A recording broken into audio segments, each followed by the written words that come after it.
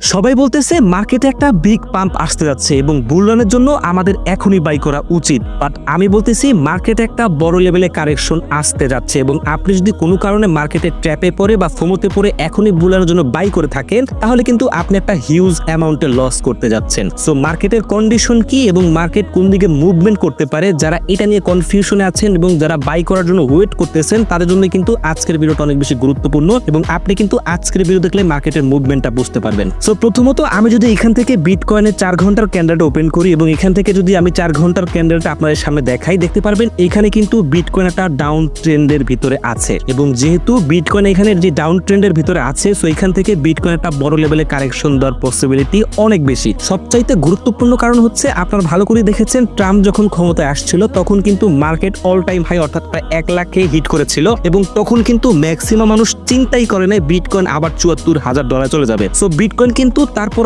All time high 1 lakh থেকে 74,000-এ hit করেছিল এবং ওইখান থেকে কারেকশন নিয়ে আবারও কিন্তু 1,23,000-এ চলে আসছে। সো এখন বিটকয়েন একটা বড় লেভেলে কারেকশনের প্রয়োজন আছে এবং এটা কিন্তু যে কোনো সময় হতে পারে। এখন কিন্তু আপনারা অবশ্যই বুল রানের জন্য বাই করবেন না এবং বাই করলে কিন্তু আপনি মার্কেটে খুব বাজে লেভেলে ফেসে যাবেন।